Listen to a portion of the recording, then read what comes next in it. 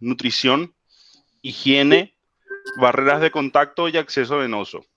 Por supuesto que todos estos temas no son solamente para el paciente trasplantado, sino para cualquier paciente inmunosuprimido extremo o paciente que esté recibiendo un régimen quimioterápico intensivo. Entonces, hablando un poco del trasplante, ¿verdad? El primer trasplante alogénico exitoso entre gemelos no idénticos fue realizado en 1968 y rápidamente vio una expansión a nivel mundial, ya que fue desarrollado como un mecanismo de defensa ante un ataque nuclear.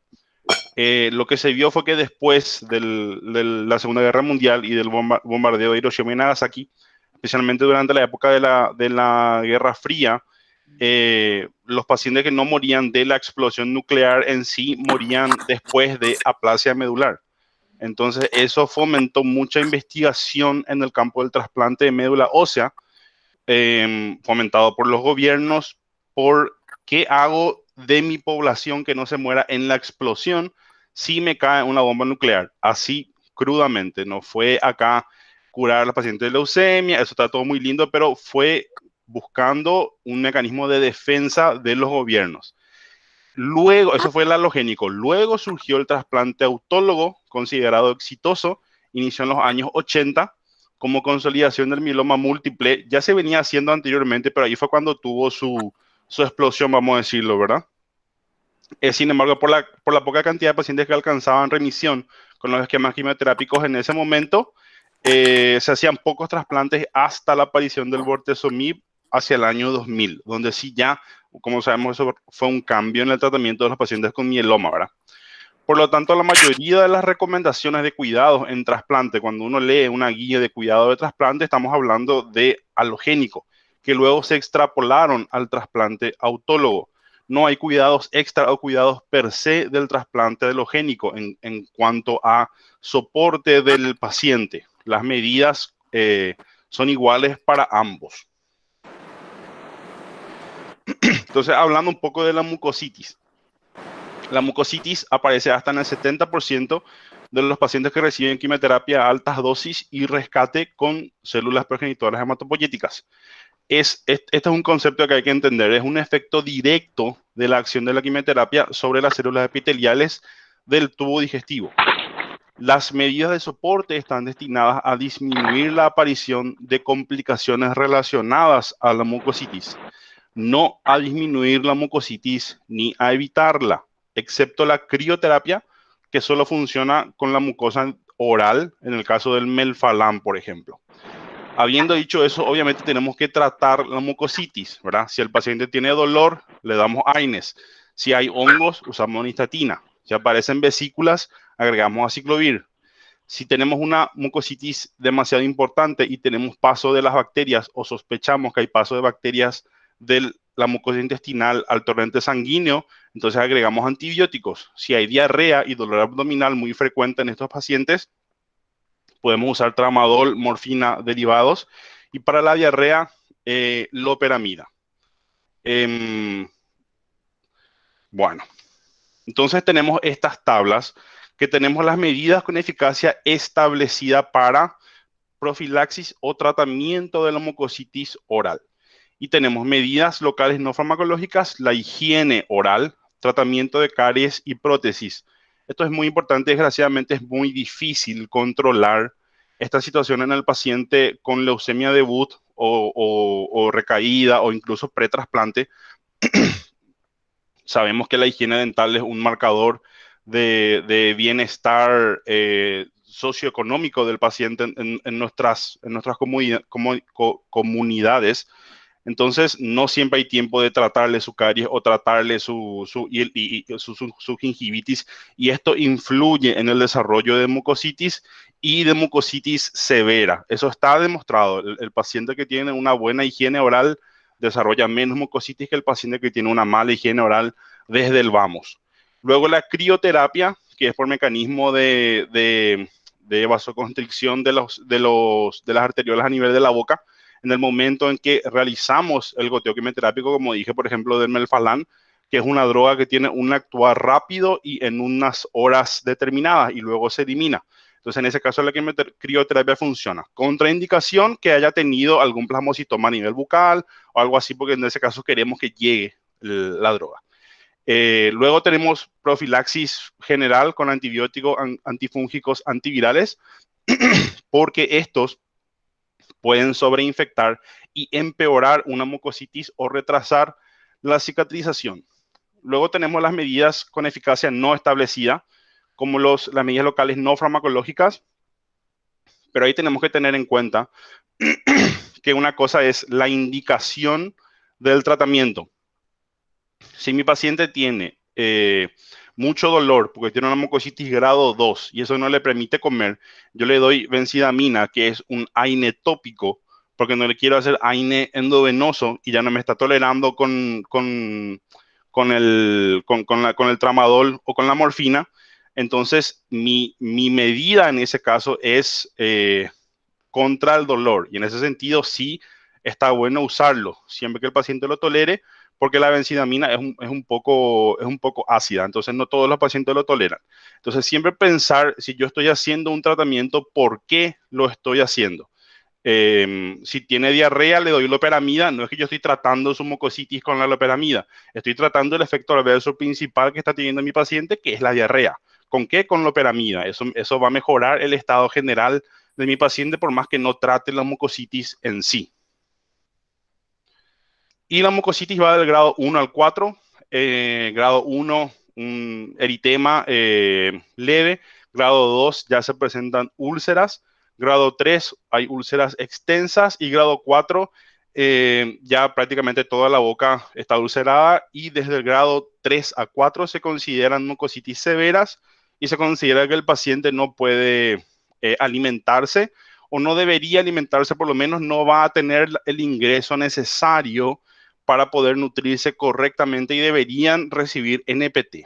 Ahora, sí, valoramos que pocos días va a tener la mucositis, podríamos obviar y tratar con suplementos enterales, pero la indicación, si prevemos que la mucositis va a ser muy prolongada, por ejemplo, está en su día 9, 10 de quimioterapia y le falta todavía mucho para la salida de la aplasia, porque se correlaciona con mejoría de la mucositis por el efecto inflamatorio / infeccioso del que hablamos, entonces podemos plantearnos NPT de entrada.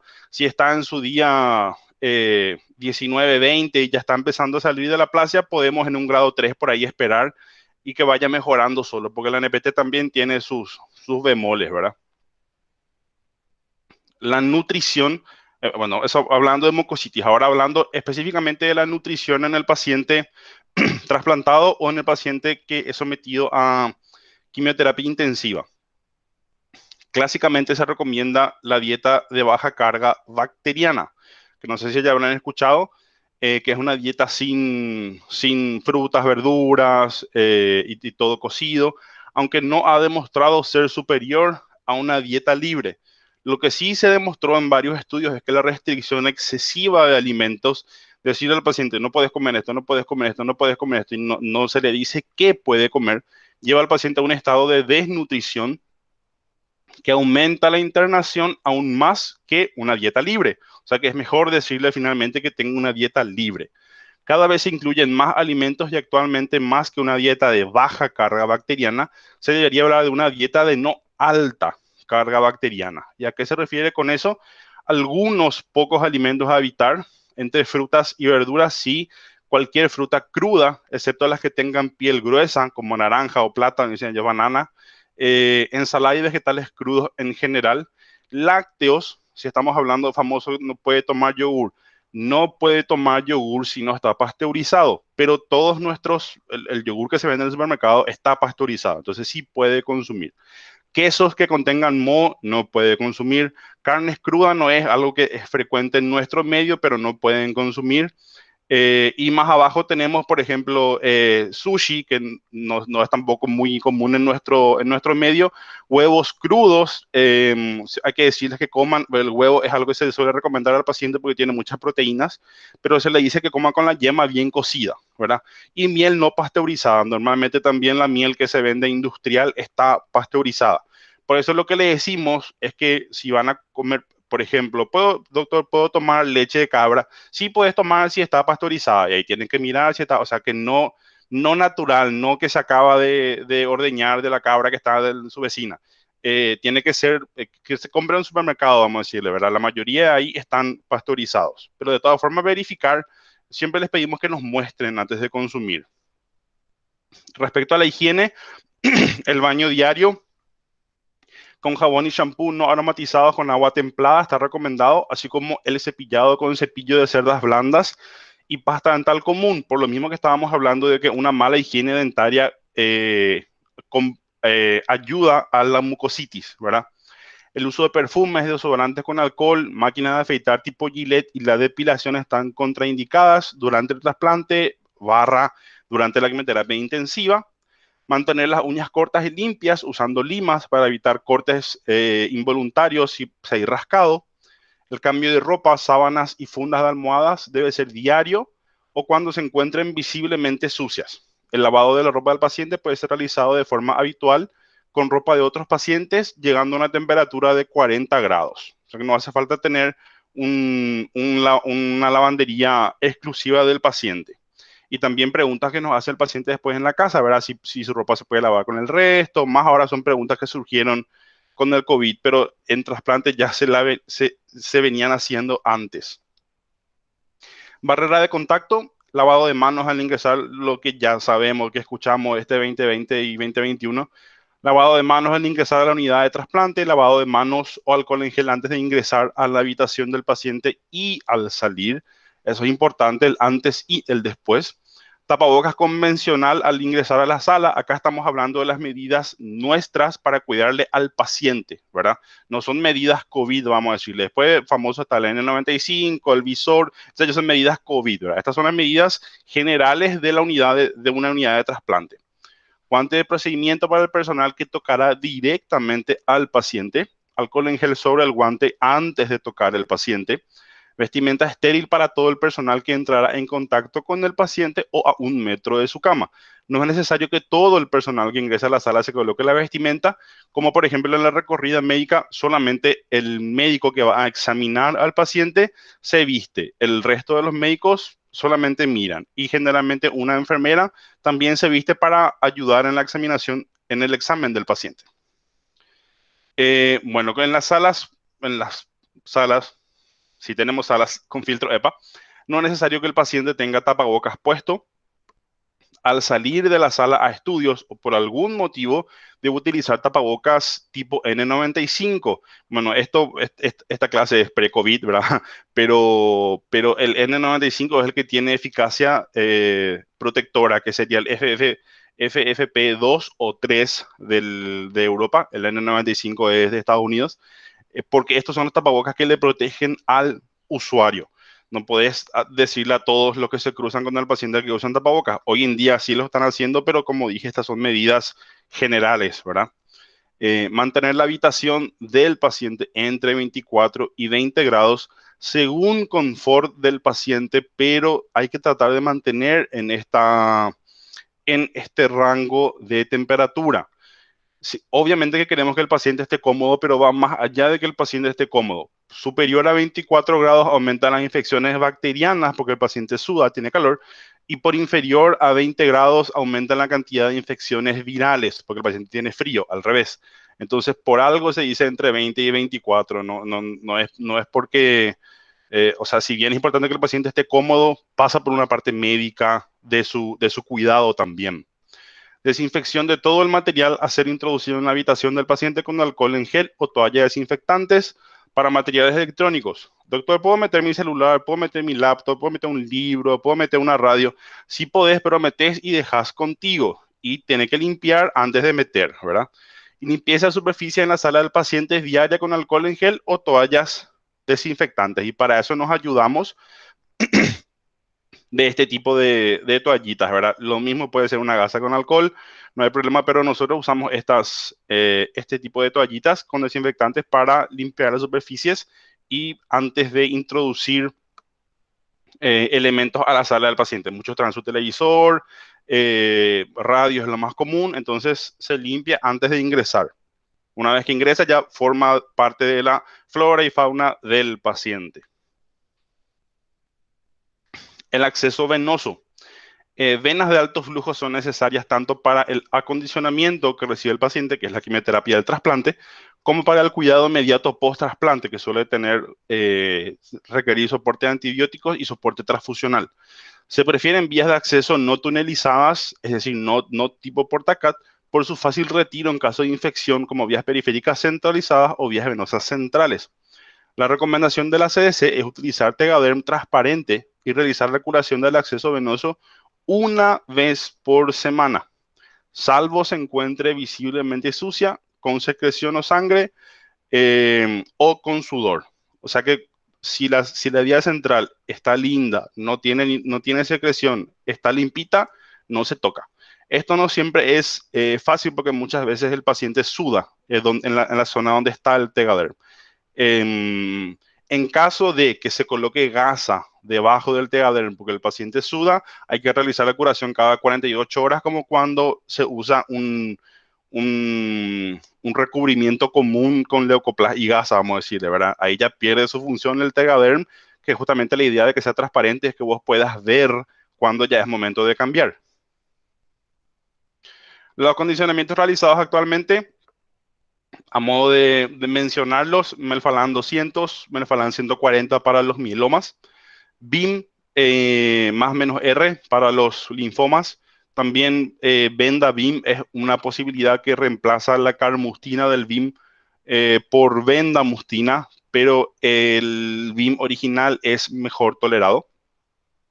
Busulfán ciclofosfamida para los mieloablativos, busulfán fludarabina para los intensidad reducida y fludarabina melphalan para el caso de los linfomas que se van a trasplantar.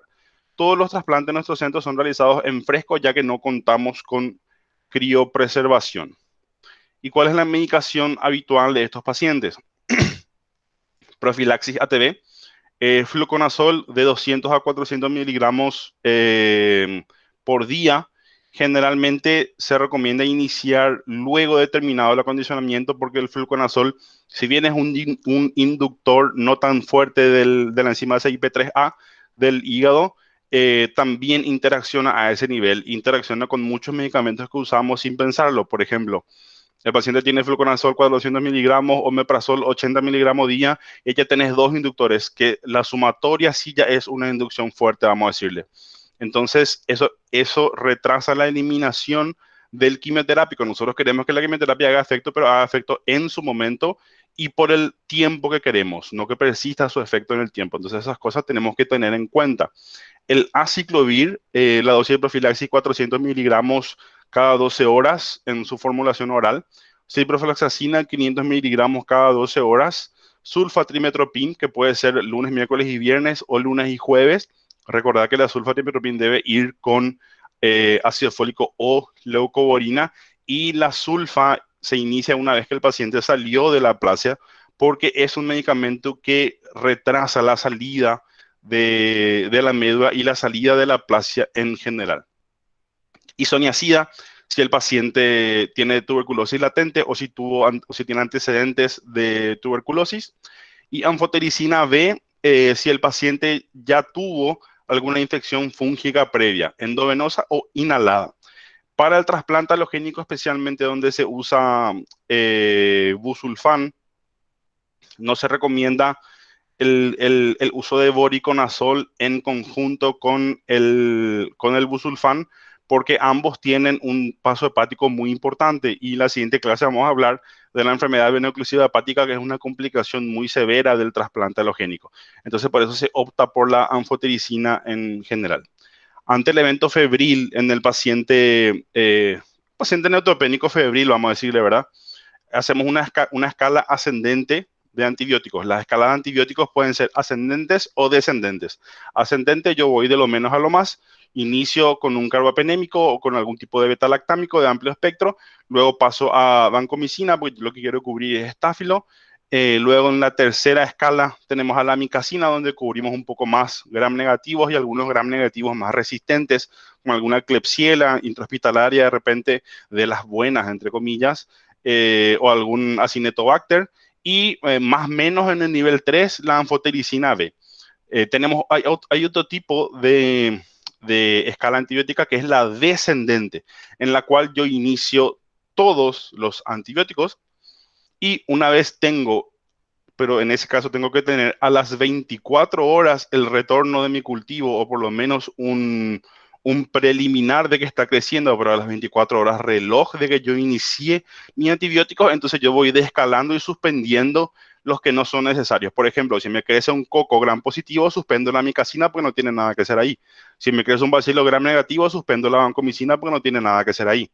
Pero esa no es nuestra realidad, nuestros cultivos tardan más, entonces por eso nosotros hacemos la escala ascendente.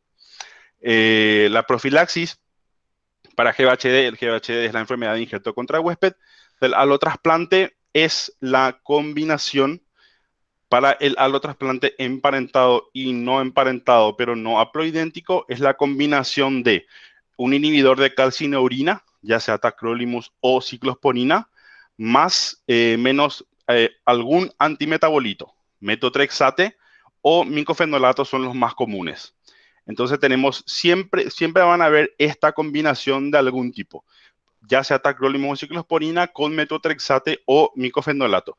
Algunos centros usan en vez del metotrexate micofenolato sirolimus también. Son estudios más nuevos, pero esto es lo clásico. Y a la profilaxis GVHD en el haplotrasplante le sumamos la ciclofosfamida post-trasplante, que después vamos a hablar un poco de eso también.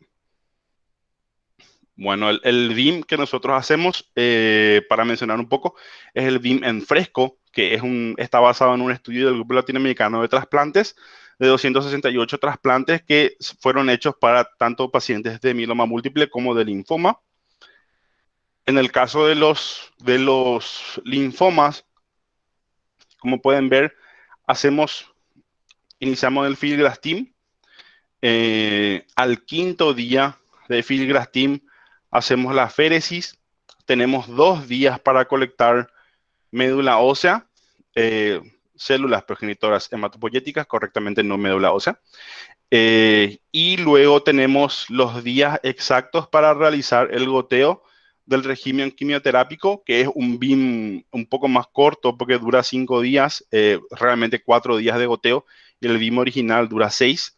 Y el día 0 se realiza la infusión de las células, con lo cual algunas células llevan 5 días guardadas y algunas células llevan 6 en el refrigerador común de 4 grados, ¿verdad? Nosotros hacemos este esquema con estudio de viabilidad celular el día 0, con lo cual cotejamos que las células que estamos infundiendo están vivas, porque son bastante días luego de la colecta, eh, pero lo ideal sería si se puede congelar. ¿Cuál es otro problema con este esquema? Que los pacientes con filgrastim solo, en general, especialmente los pacientes con linfoma que recibieron ya varias líneas quimioterápicas, algunos de ellos incluso radioterapia, son pobres movilizadores. Entonces, en ese caso se puede hacer, por ejemplo, ciclofosfamida, que puede ser ciclofosfamida dosis baja, hasta 1 a 2 gramos, dosis intermedia, 2 a 4 gramos o dosis alta, que es más de 4 gramos de ciclofosfamida. Mientras más alta es la dosis de ciclofosfamida, mejor es la movilización. Pero ahí tenés un problema. Si vos le haces, por ejemplo, 4 gramos metro cuadrado de ciclofosfamida a un paciente de 2 metros cuadrados de superficie corporal, estás haciendo 8 gramos de ciclofosfamida. Ese paciente te va a aplaciar. Y muchas veces ya en la aplasia precolecta hace fiebre.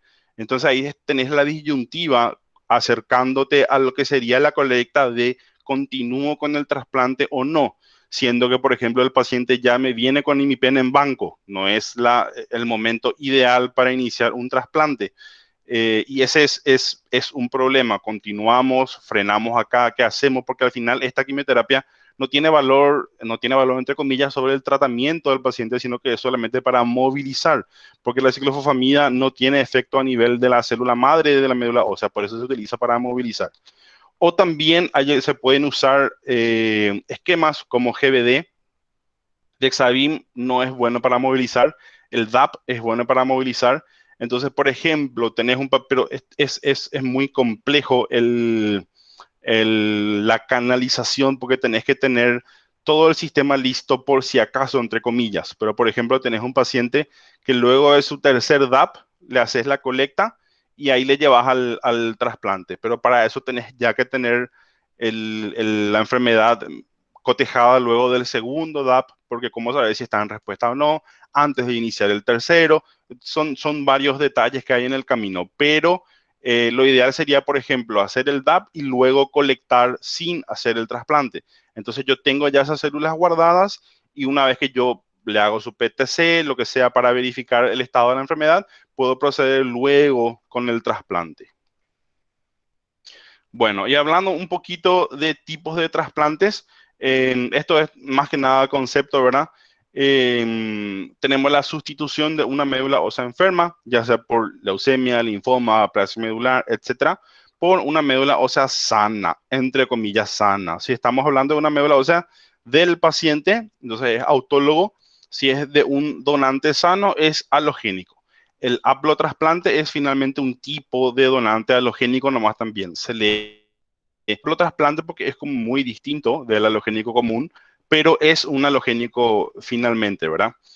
Tenemos altas dosis de quimioterapia, que puede ser más o menos radioterapia. En nuestro centro no hacemos radioterapia, en nuestro país no hacemos radioterapia, seguida de la infusión de los progenitores hematopoyéticos.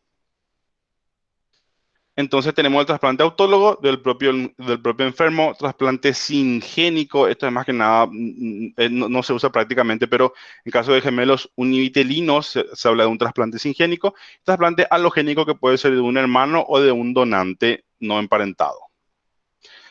No es, está todo escrito esto en las indicaciones del trasplante para enfermedades hematológicas, tumores sólidos y desórdenes inmunes.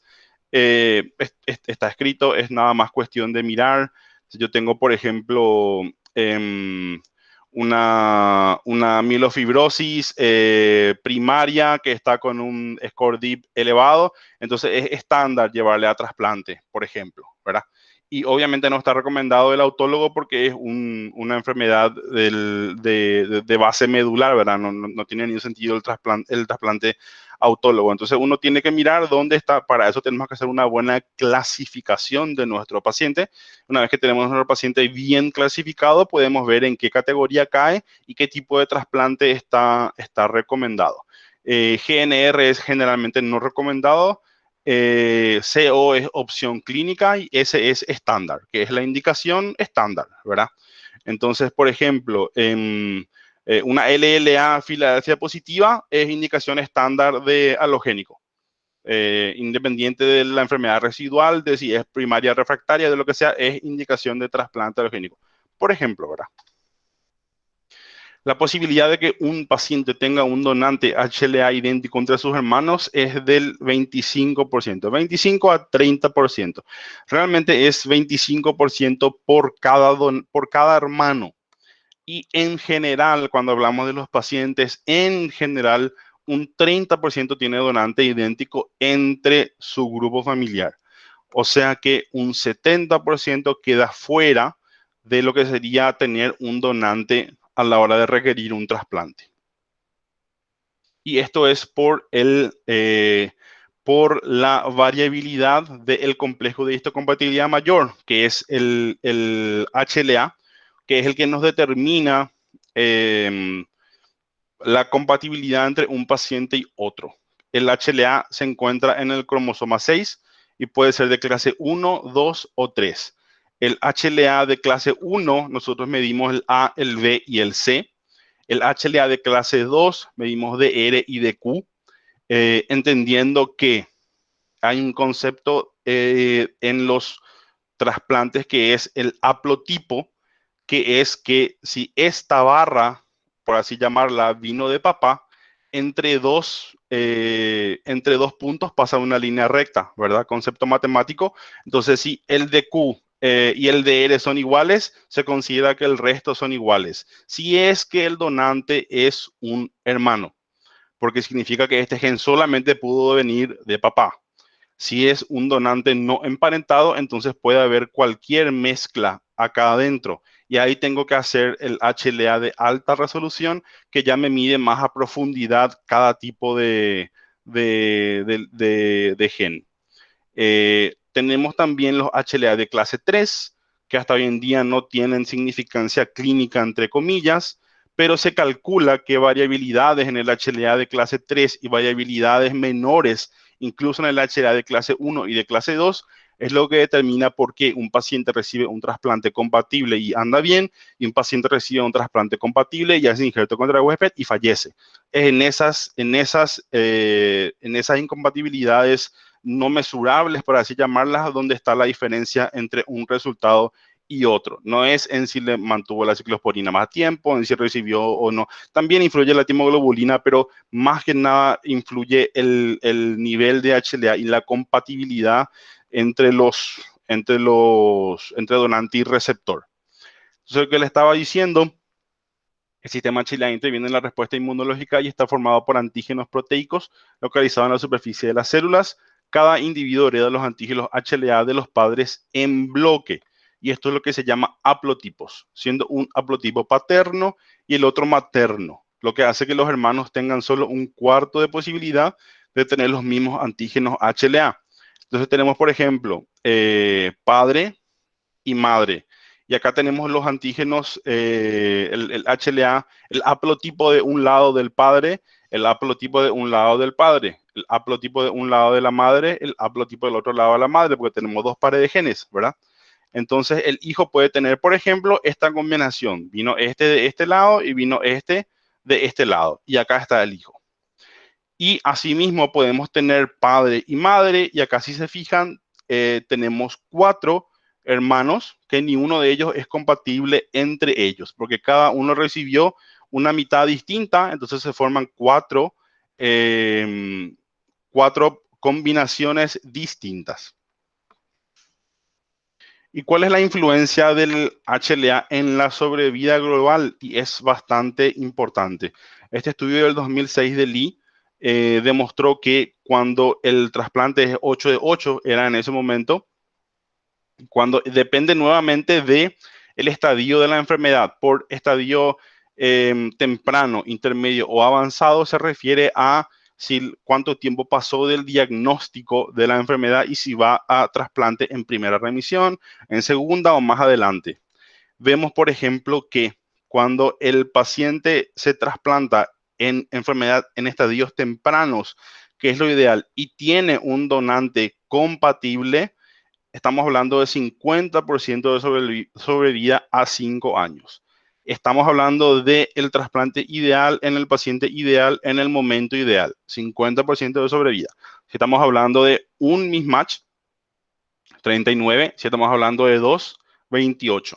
Y a medida que avanza el estadio de la enfermedad, por ejemplo, una enfermedad avanzada o que pasó mucho tiempo desde el debut, estamos hablando de 17, 15 y 10% de sobrevida según el tipo de donante y la compatibilidad HLA a 5 años de estos pacientes. O sea, muy poco. Por eso es importante el momento del trasplante aparte del donante, ¿verdad? Y esto es un estudio un poco más nuevo de la Universidad de Salamanca, pero que también habla de la misma diferencia básicamente, ¿verdad? El estadio precoz de la enfermedad, el trasplante ronda los 70% de sobrevida a los 5 años, cuando es intermedio un poco menos de 60, y en un estadio avanzado está por el 50% aproximadamente, ¿verdad? Y obviamente ellos tienen recursos que nosotros no tenemos, nosotros estaríamos más por acá en cuanto a lo que podemos ofrecer, porque estos pacientes tienen complicaciones añadidas al trasplante y es allí donde hoy en día hay más armas. Luego tenemos el trasplante haploidéntico. El trasplante haploidéntico tiene la particularidad de utilizar la ciclofosfamida post-trasplante. La ciclofosfamida post-trasplante es una plataforma de profilaxis de injerto contra huésped. Se puede utilizar también en los trasplantes emparentados y también en los trasplantes compatibles no emparentados, sino que se empezó a utilizar en los haplotrasplantes. Los haplotrasplantes desde el 2008 en adelante, más o menos, empezaron a hacerse más masivos justamente desde que se empezó a utilizar la ciclofosfamida POS. El concepto del haplotrasplante ya es bastante viejo, pero los primeros que se hicieron sin ciclofosfamida POS y no tuvieron buenos resultados, pero con la ciclofosfamida POS se obtienen resultados bastante buenos, ¿verdad? Entonces tenemos la sobrevida global, por ejemplo, sobrevida libre de progresión y de mortalidad no relacionada al trasplante, que como pueden ver son curvas bastante buenas, pero no son tan largas, justamente porque es un tipo de trasplante que no tiene tantos años. Y el, la, la fisiología detrás del trasplante con ciclofosfamida post-trasplante es que yo tengo mis células T aloreactivas, que son las células que van a entrar en el cuerpo del receptor y van a atacar al receptor. Estas células, una vez que ingresan al cuerpo del receptor, empiezan a proliferar, porque eso es lo que hacen los linfocitos T cuando son expuestos a su antígeno, ¿verdad? Y en ese momento, cuando están proliferando más fuertemente, porque acaban de entrar al tercer día post-trasplante, se realiza la ciclofosfamida POS, como su nombre lo indica, ¿verdad? Día 3 y día 4, una dosis de 50 miligramos por kilo del paciente, no es una dosis despreciable, y eso ocasiona la destrucción de estos linfocitos T aloreactivos, pero como mencioné anteriormente, esta ciclofosfamida no tiene efectos sobre la célula madre hematopoyética. Pero sí retrasa en general justamente 3 a 4 días la salida de la aplasia, que es por ese golpe de quimioterapia nuevamente que hay al día 3 y 4, ¿verdad? Por otro lado, los linfocitos presentes en el paciente, anti-CMV, anti-Epstein-Barr, anti-Aspergillus, por ejemplo, como dice acá, presentes en el donante que ingresan en el receptor, al no encontrar estos antígenos en el receptor, ellos permanecen estables y proveen una protección por lo menos parcial en el receptor. El problema que tenemos en nuestro medio es que es muy frecuente que el paciente, que el receptor sea, por ejemplo, CMV positivo. Entonces, al entrar estas células, tienen, así como el lado superior, tienen su estímulo de antígeno del CMV, empiezan a proliferar y son eliminadas por la ciclofosfamida post. La reactivación del CMV post-trasplante haploidéntico es un problema que hoy en día se está superando en otros países con antivirales como el Letermovir, pero que todavía no están en nuestro medio. Y estos son los resultados hoy en día, ¿verdad? Prácticamente el haplo está aquí metido. Aquí metido también es sobrevida igual haplo donante emparentado o donante no emparentado. Lo mismo se ven en ambas curvas. Esto es para LMA en primera remisión de mal pronóstico. Estas son curvas bastante lindas para esta población de pacientes. Y tenemos que tener en cuenta el concepto de injerto contra huésped, o en este caso, como le llama acá, enfermedad de injerto contra huésped crónico. ¿Por qué? El injerto contra huésped crónico ejerce una protección, entre comillas, sobre la enfermedad neoplásica del paciente, por ejemplo, leucemia. Si bien este efecto de enfermedad de injerto contra huésped no es deseado, su contrapartida, que es la enfermedad, que es el efecto de injerto contra leucemia o injerto contra tumor, eso sí queremos, ¿verdad? Que es que la médula que ingresa, que es la policía del cuerpo, reconoce a esa célula leucémica como tal, reconoce a esa célula tumoral como tal y la ataca. que es un mecanismo al cual la médula del paciente previa al trasplante no está reconociendo, no está atacando a ese tumor porque hay varios mecanismos de escape, ¿verdad? Como los PD-1 y unos cuantos que ya sabemos que hoy en día tienen aplicación clínica. Pero estamos hablando de, por ejemplo, en el caso del PD-1, estamos hablando de una línea de señalización, mientras que acá nosotros cambiamos todo el sistema inmune. Entonces el sistema inmune tiene más chances de atacar a ese paciente. Y como pueden ver, el mejor resultado, si hablamos de seguimiento post-trasplante y de posibilidad de sobrevida del paciente, el mejor resultado es que tenga injerto contra huésped, pero limitado. O sea, que tenga un injerto contra huésped, pero que pueda vivir tranquilo. Por ejemplo, injerto contra huésped de piel, que tiene un eritema en los brazos, se pone crema y pasó, ¿verdad? Ese es el mejor resultado, porque ese es el paciente que vive más. El paciente que no tiene injerto contra huésped es problemático porque tiene más chances de recaer. Por eso cae esta línea, no es que fallecen de su enfermedad, básicamente.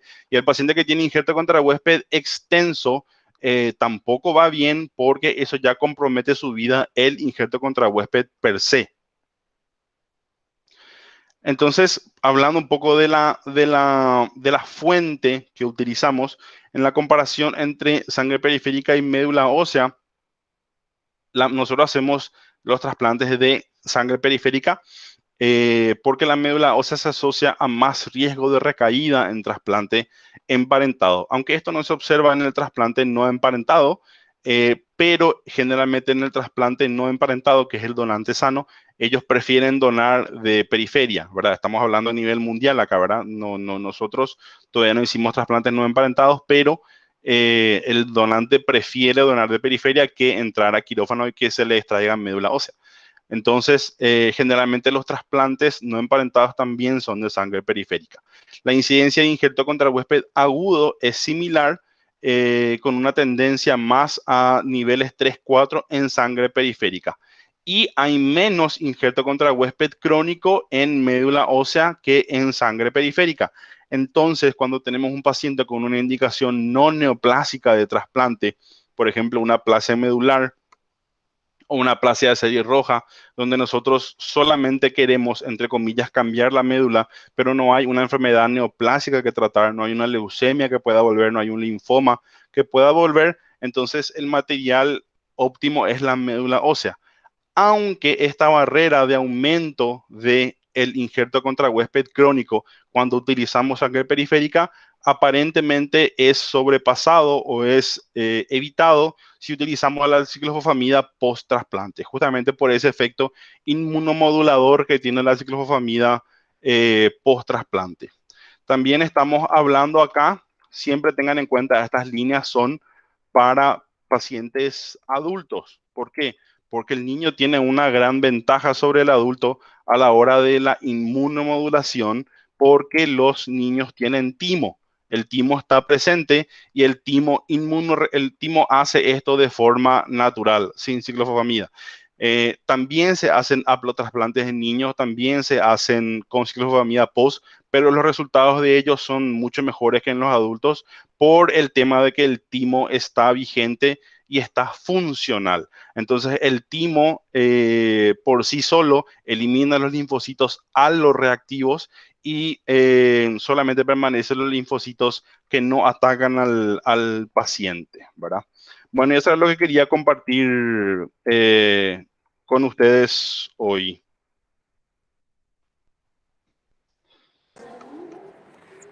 Gracias, Chano, por la clase, interesantísima. Siempre es Es, todo un es, es- tema. es muy raro porque vos no ves nada de lo que pasa con con el Meet. Vos hablás, nomás y no le ve a nadie. Okay. Sí, sí, sí, no, estamos acá. Nosotros estamos en el vacunatorio, ¿verdad? Escuchando la clase acá con la doctora Andina, en la fila Malditos. para la segunda dosis. Sí. Chano, No, como tenemos compañeros de la parte de oncología, yo sé que eh, una de tus diapositivas habló sobre el tema de las indicaciones en tumores sólidos, pero una manera así de de volver a como a recordar cuáles serían las indicaciones de tumores sólidos en trasplante que vos nos podés como dar una pauta y también un poco con la experiencia que tuviste allá en Alemania, ¿verdad?